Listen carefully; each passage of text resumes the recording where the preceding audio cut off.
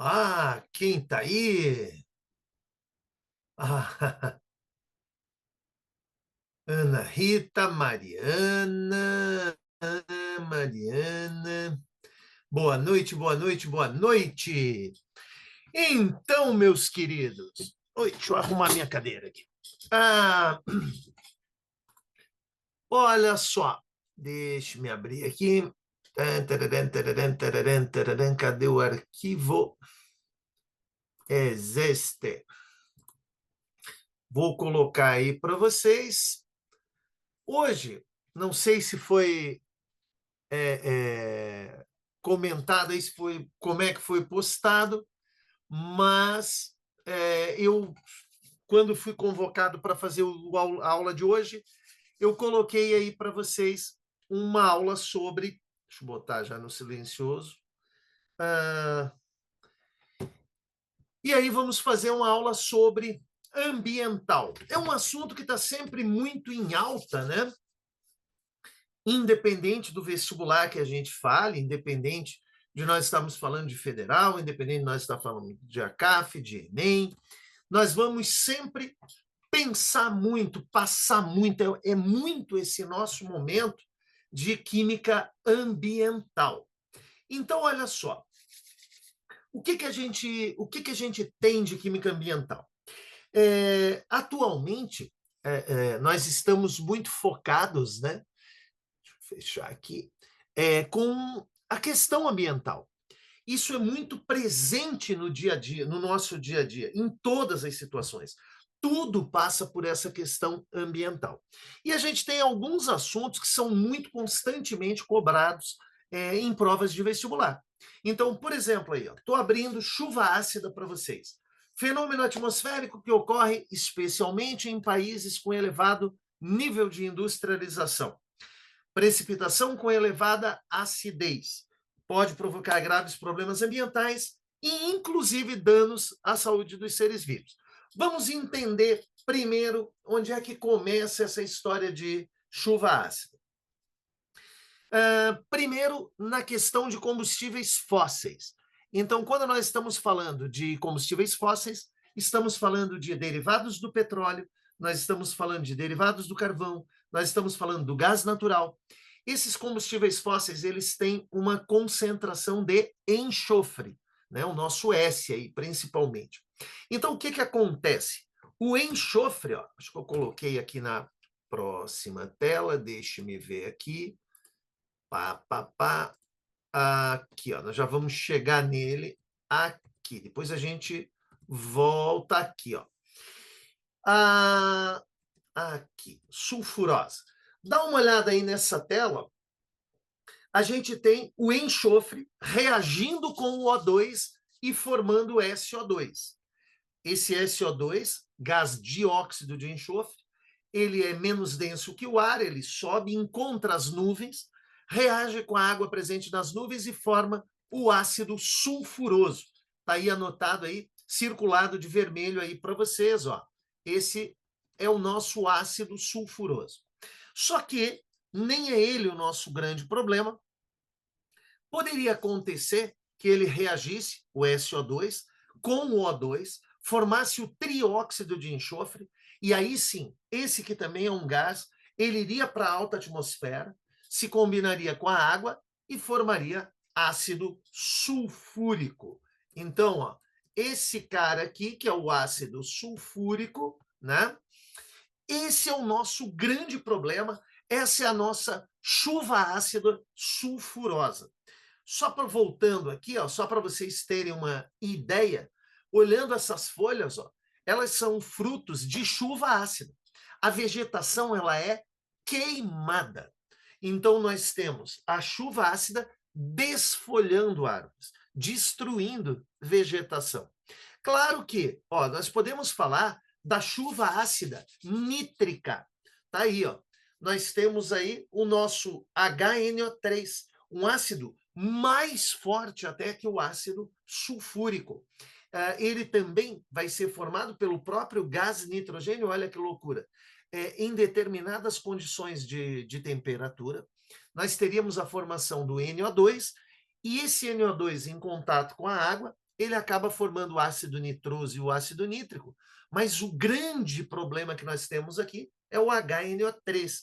Então, vocês estão vendo aí, ó, uma região totalmente desertificada, ela é destruída pela chuva ácida. Vale a pena a gente lembrar do seguinte: toda chuva ela é ácida. Porque se eu pegar um ambiente extremamente limpo, né, extremamente despoluído, a gente já teria aí, ó, a chuva ácida carbônica. Porque os vegetais respiram, os animais respiram, eles liberariam gás carbônico, e esse gás carbônico, ao combinar com a água, ele formaria o ácido carbônico. Então, nós teríamos uma chuva levemente ácida. pH em torno de 5,6, podendo chegar até 6,2. Tá? Então, aí a gente tem a nossa chuva ácida carbônica. Lembrando, a chuva já é ácida. O problema é o excesso de acidez. Então, quando esse excesso acontece por poluição, ó, por exemplo, excesso de gases de combustíveis derivado da queimada, né, de combustíveis fósseis. Esses gases vão lançar grande quantidade de enxofre e nitrogênio na atmosfera, óxidos nitrogenados e sulfurados na atmosfera, e aí a gente vai ter, então, o nosso problema da chuva ácida. Então, olha só, eu tenho aí desfolhamento de árvores, desertificação de solo, toda essa parte de folha queimada pelo excesso de acidez, né? Então, nós temos aí um pH que vai dos seus 5,6 na chuva normal, podendo chegar a valores extremamente baixos. Por exemplo, pH 4, 3, que já é exageradamente ácido. Quais são as consequências, né, que a gente teria? Essas consequências, elas são maiores, ó, quando a gente tem regiões de grande altitude, como, por exemplo, o topo de serras, né, que ficam no meio da nuvem que contém a água acidificada. Então, imagina o seguinte, eu tenho o gás, ele sobe para a atmosfera, forma as nuvens, essas nuvens mais densas, mais pesadas, elas acabam ficando no topo aí dos montes, né? E a vegetação que está mergulhada nessa nuvem, ela sofre muito mais. Então, a gente vai ver como essa imagem mostra aí, ó, a gente vai ver um tronco totalmente destruído. Aqui ele sofreu, inclusive, efeito de vento, né? Ó, acidificação em alto nível causa estragos ambientais de grandes proporções. Florestas localizadas em altas altitudes são as que mais sofrem, pois ficam imersas em nevoeiros acidificados. Imagina que, enquanto a vegetação ao nível do mar, por exemplo, em regiões de planícies, né, quando ela recebe a chuva ácida, ela vai receber momentaneamente, ocasionalmente. Agora, quando eu tenho uma região de alta altitude, como sugere aqui, eu tenho essas nuvens frequentemente. Então, o efeito é muito mais intenso. Aqui a gente teria, ó, deixa só eu melhorar um efeito que eu vi aqui, que eu... Que coisa chata. Olha só. Quando a gente olha para essa imagem, o que nós vemos? Troncos totalmente nus, né? Quer dizer, sem vegetação. Fruto do quê? Da chuva ácida. Tá? Então, ó, danificam as superfícies das folhas, a gente viu. O solo também tem seus nutrientes diminuídos e as raízes passam a crescer de forma lenta e, com isso, as árvores tendem a ficar inférteis. A longo prazo, significa a gente dizer que nós vamos ter uma área desertificada, totalmente sem vida. E a chuva ácida ela tem um detalhe. Ela pode ser formada numa região e ela pode ser deslocada até 180 quilômetros. Então, quer dizer, eu posso formá-la aqui e as suas consequências ocorrerem a até 180 quilômetros da região de origem. E aí a gente começa a ver imagens sempre como essa. São árvores fracas, finas, totalmente desfolhadas, uma vegetação pobre. No olhar, a gente já percebe que é uma vegetação pobre. Desertificação de rios e lagos. Opa, deixa eu ver o que estão perguntando aqui. Isso é um processo lento, Ana Rita, isso é verdade. Não é algo que ocorre numa ou duas ou 10 chuvas. Nós vamos ter um movimento aí de anos e anos e anos recebendo essa carga de ácido. Então, isso vale para isso que eu falei de desfolhamento, de acidificação do solo, ou até mesmo como essa imagem que a gente está vendo, para desertificar, para matar um rio, eu vou precisar de anos e anos de chuva ácida sobre ele. Então, ele inicialmente ele vai matar aquela vegetação de superfície que alimenta os peixes e animais menores, e aí esses animais menores, esses peixes menores não vão sobreviver, vai faltar comida para os peixes maiores. Então, percebe, isso é uma cadeia que demora tempo, realmente tem razão. Ela leva um certo tempo para acontecer. Né? Ó, a chuva ácida que atinge o ambiente aquático dificulta o desenvolvimento dos fitoplânctons, organismos que realizam fotossíntese, e restringe a cadeia trófica, afetando os seres vivos que dependem deles. As águas vão, então, se acidificando e a biodiversidade é reduzida. Aquilo que eu ia falando. Ó. Então, lembra do fitoplâncton, né? Vegetação na superfície. Estão até lembrando aí do Bob Esponja, o fitoplâncton, né?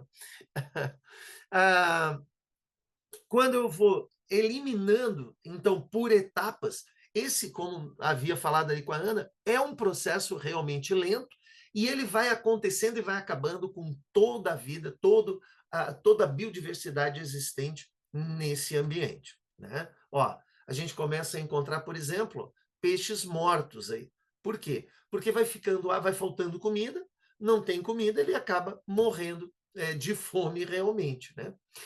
Nos grandes centros urbanos, a chuva ácida acaba por reagir com o carbonato. Olha só, presente em mármore, estátuas, monumentos. Pensa no seguinte, gente. Se eu tenho uma peça de metal, por exemplo, uma estátua de metal, um busto de metal, estruturas como grades, portões, se eu tenho um busto de mármore, então, quando eu tenho rocha, algum tipo de rocha, imagina, dia após dia, semana após semana, mês após mês, chovendo ácido em cima desse material. Essa rocha vai ficando porosa. A gente vai ter essa imagem aí. Então, percebe que ela já está ficando desfigurada, dá para ver a porosidade da rocha, porque o ácido vai realmente atacando a rocha, né? Vai comendo, então, vai reagindo com essa substância. Então, eu tenho monumentos que são destruídos com o passar do tempo. Pode ser de minerais, qualquer tipo de rocha, pode ser de metal, né? Como a gente está vendo aí, rochoso, né? Mineral. Agora, nós temos um problema ainda mais sendo percebido em alguns grandes centros urbanos. Como a gente sabe, o concreto ele é feito com uma estrutura metálica, com vergalhões, com ferro. Então, imagina o seguinte, se por algum motivo eu tenho uma fissura na parte do concreto, e isso é comum em construções civis, né? Quando a gente pensa na construção civil, no concreto, ela vai recebendo essa carga de ácido que vai penetrando nela. Imagina o que acontece depois de alguns anos se esse ácido chegar na estrutura do metal. Ele vai destruir o metal, ele vai oxidar o metal. Então, eu vou comprometer a estrutura dessa viga, a estrutura desse concreto. Então, esse é um problema que a gente já vê hoje em função da chuva ácida. Agora, é bem verdade que a chuva ácida, nos últimos 10 anos, ela pouco foi falada. O fenômeno que está em alta nesse momento, né, nos últimos 10 anos principalmente, é o efeito estufa. O que é o efeito estufa? Vocês estão vendo aí uma imagem, né, simulando aí uma parte do terrestre. Né? Então, o que acontece? O Sol, ele manda o calor, manda luz e calor para nós, né? E esse calor passa por essa camada gasosa que vocês estão vendo aí, e ele chega até a superfície do planeta. Então, ele aquece a superfície e ele seria devolvido de volta para o espaço. Qual é o problema? Os gases do efeito estufa, vocês estão vendo alguns aí, ó, N2O, que é o óxido nitroso, metano, CFC, CO2. A gente tem aí esses gases bloqueando a saída desse calor. Então, o que acontece? Num termo técnico, a gente diz que esse calor fica reverberando na superfície. Então, ele tenta sair e volta para a superfície, tenta sair e volta para a superfície, reaquecendo. E aí a gente tem, então, o chamado efeito estufa, porque é como se eu pensasse num carro que está ao sol num dia de verão, num dia quente. O calor dentro do carro é muito maior que fora. Por quê? Porque o vidro do carro permite esse calor, né, essa onda eletromagnética entrar. Então, esse calor entra, mas que dentro do carro fica muito mais quente que fora. Ou pelo menos tem dificuldade. Né? Então, ó, é um processo importante. Por quê? Se a gente pensar, todas as formas de vida que nós conhecemos, elas só existem graças ao efeito estufa. Então, o que a gente pode entender é que o efeito estufa é que moldou o planeta do jeito que nós conhecemos. As formas de vida no planeta do jeito que nós conhecemos. O problema não é o efeito estufa, mas a intensificação do efeito estufa. Então, ele vai promover alterações climáticas, derretimento, de repente, né, de calotas polares. Então, a gente tem efeitos desse aquecimento.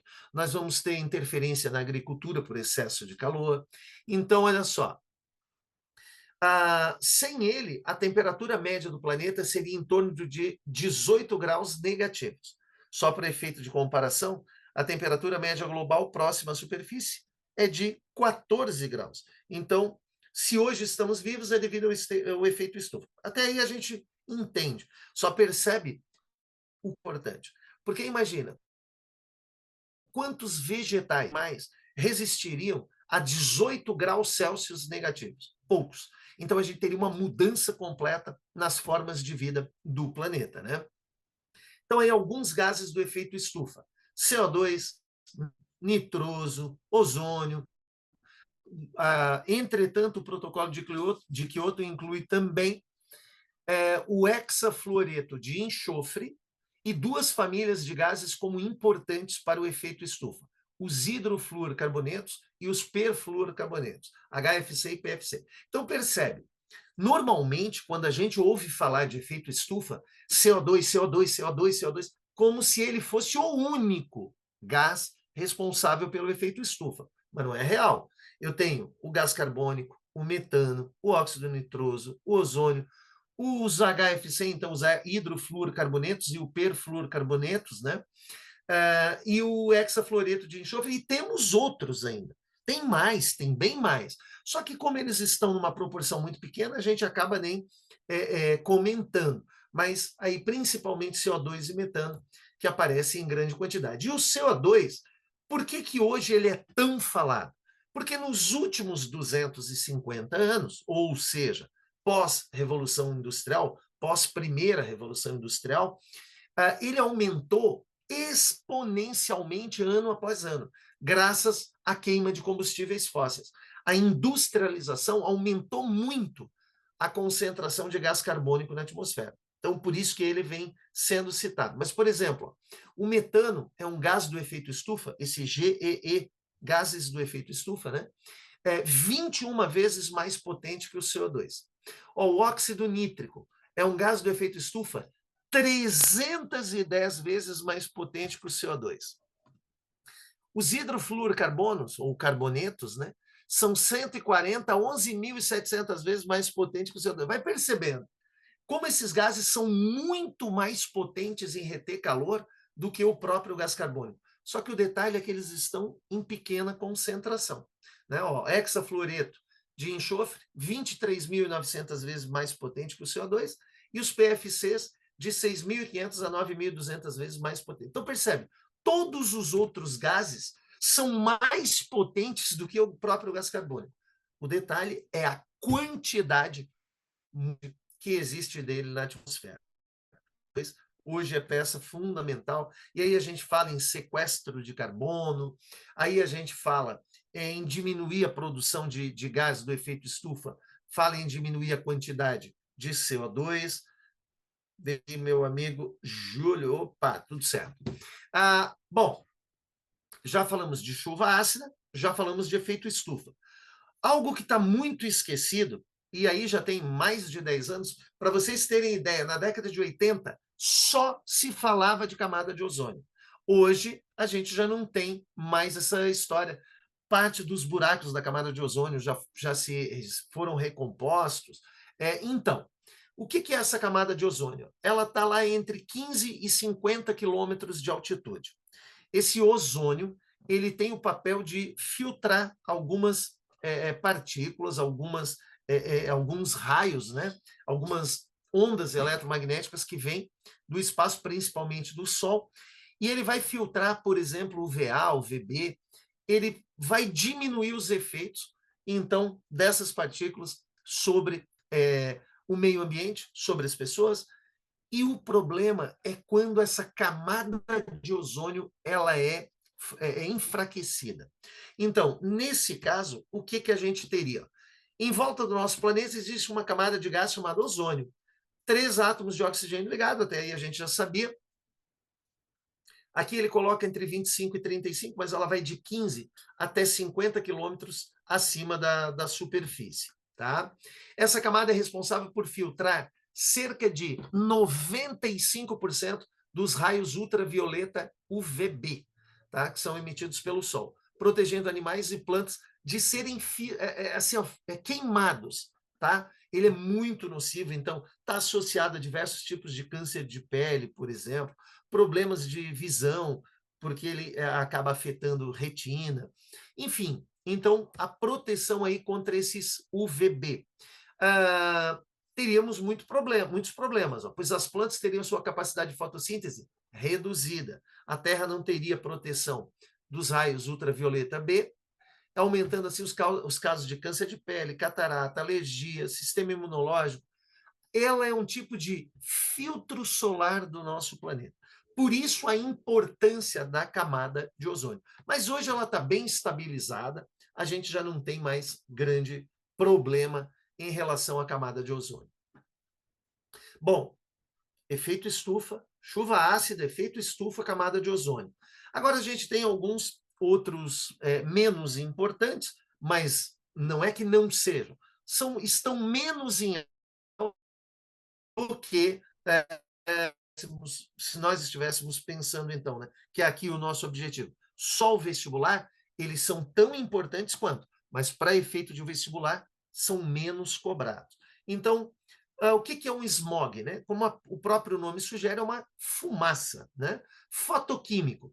Fenômeno fotoquímico caracterizado por uma neblina formada por poluição e vapor d'água.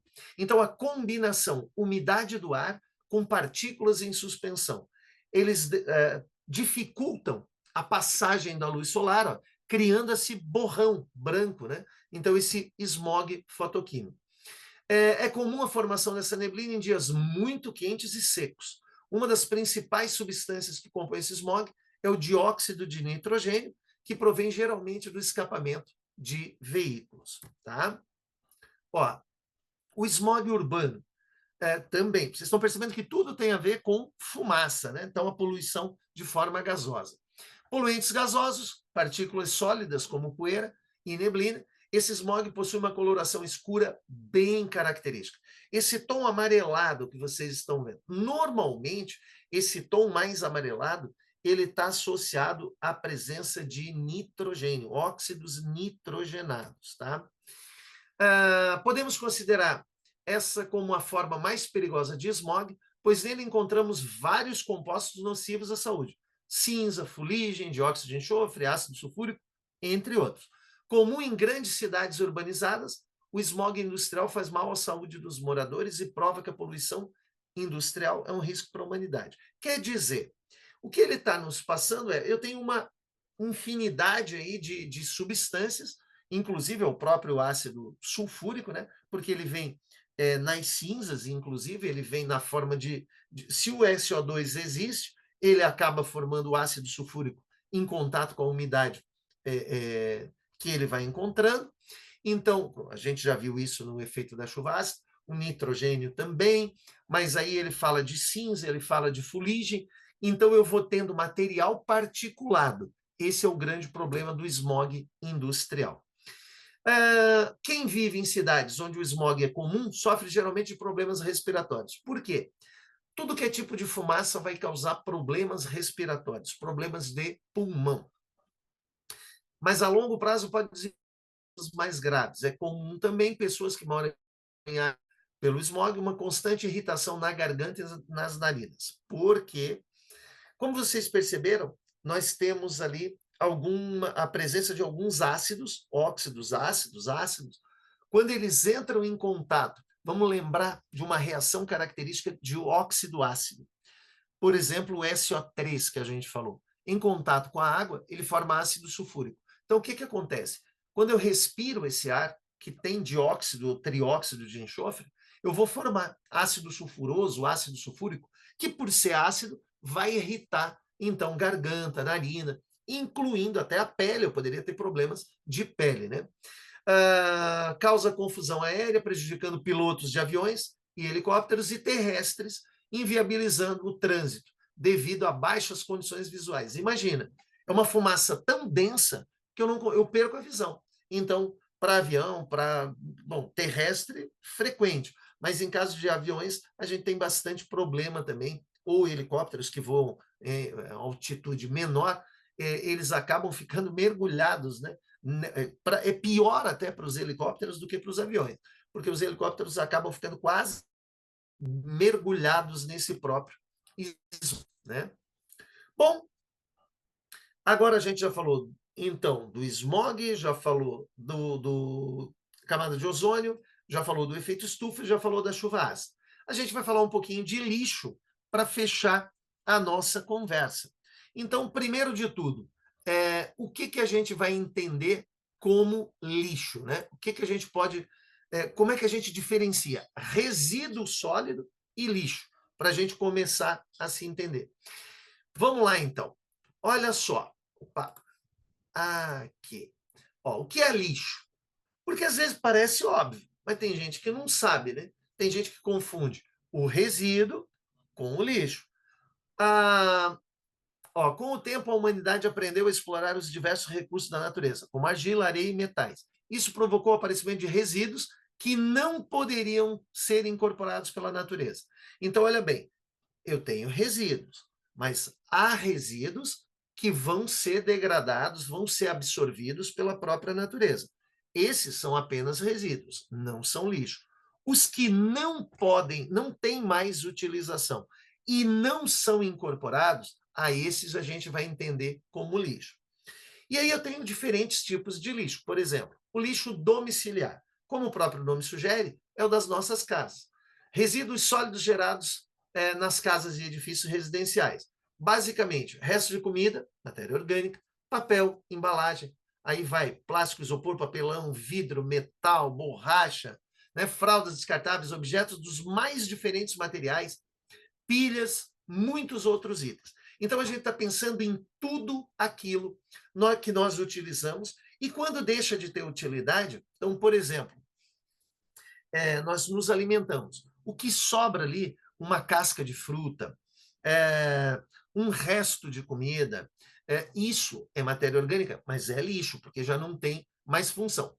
E outra, ali ele não vai degradar, porque se eu fizesse uma compostagem, por exemplo, se eu lançasse num terreno, ele seria decomposto pelo próprio terreno, mas ele não vai ser. Então a gente está falando de lixo domiciliar. Papel dos diversos tipos. Eu tenho um caderno, eu escrevo e quando esse caderno acaba, é um papel que vai ser lixo domiciliar. As nossas embalagens e tal. Então aí a gente tem uma ideia do lixo domiciliar. No nosso lado direito, o que seria o ideal? A coleta seletiva, com cada lixeira, além da sua cor, né, que a gente fizesse a separação prévia. Então, nós colocaríamos metal, papel, vidro, né, o verde ali, o que é úmido, né? Então, nós colocaríamos cada um Mas o que, que a gente vê na prática? O que está à esquerda. Tudo misturado, tudo junto. A maior parte das cidades brasileiras não tem coleta seletiva, né? Ou pelo menos não da maneira adequada. E aí a gente acaba, então, tendo o ideal, que é a imagem da direita, e o real, que é a imagem da esquerda. O lixo comercial das empresas, os estabelecimentos comerciais, todo tipo de estabelecimento comercial, o que vira lixo, quer dizer, o que deixou de ter utilidade, ele vai passar, então, a ser lixo. Então, também, dependendo, por exemplo, se eu falo de um restaurante, como está citado aí, eu vou ter restos de comida, matéria orgânica de diversas formas. Agora, se eu tenho um escritório de contabilidade, por exemplo, papel de vários tipos, né, em muita quantidade, grande quantidade, vai depender de qual estabelecimento eu esteja falando, eu vou ter plástico, borracha, vidro, matéria orgânica, papel, enfim, tudo que sobra dos estabelecimentos. Entulho, né? Provavelmente nas cidades de vocês também tenha o teleentulho, e aí a gente vê aquele cascão, aquela caçamba que recebe o resto, né, instruções. Então, quando eu vou fazer uma reforma ou a construção, ou a reforma, o que sobra, né, nessas casas, edifícios, estradas, pontes, lajes, nós temos o quê? Material, resto de madeira, ferro, tijolo, concreto, lata de tinta, azulejo e por aí vai. Isso é entulho. Então eu tenho um local apropriado. Por isso aqueles teleentulho, cascões, sei lá que nome vocês dão aí na cidade de vocês. É uma caçamba parecida com essa. Então ela vai recolher, quando ela enche, vem o caminhão, recolhe e possivelmente coloca outra no lugar, né? Tá? Lixo espacial já é uma realidade. A gente já tem aí, num espaço próximo de nós, uma grande quantidade, restos de naves espaciais, quer dizer, os nossos foguetes. Então, nós temos uma grande quantidade de matéria que está no espaço e está ali formando lixo, porque já não tem mais função. Lixo público, olha só, isso aí imagem de uma festa de Réveillon, tá? Numa praia. Olha a quantidade de lixo que a gente encontra, que o público, né, que estava lá presente numa determinada festa, após um dia de festa, uma noite de festa, olha a quantidade de lixo que é promovido, né? Então, a gente ainda tem que aprender muito, o ser humano ainda, principalmente, subdesenvolvidos, em desenvolvimento, a gente ainda tem muito problema com essa quantidade de lixo local, e a gente descarta mesmo, né? E às vezes até inconsciente. Lixo industrial. Sobrou um computador, um notebook, um relógio, um celular, uma pilha, uma bateria, um televisor, tudo isso que sobra, né, da indústria é lixo industrial. Hoje nós temos até empresas especializadas em recuperar, por exemplo, notebook, tablet, computador, todos esses equipamentos eletrônicos. Por quê? Eles têm uma quantidade. Se a gente pega de metal nobre, como por exemplo o ouro, né? Se a gente pegar um computador de ponta, facilmente a gente consegue uns 4 gramas de ouro nos pontos de solda e tal. Um computador mais inferior, nós teríamos aí algo em torno de 1 a 2 gramas de ouro na sua composição. Então, é claro, já temos empresas especializadas em recolher esse tipo de lixo eletrônico. O lixo médico hospitalar, né, que tem que ter um descarte específico, porque imagina, a injeção e a pessoa tem uma determinada doença, eu não posso permitir que alguém tenha contato com essa seringa, porque eu poderia contaminar essa outra pessoa. Então, o lixo hospitalar, ele tem que ter destino específico. Tá?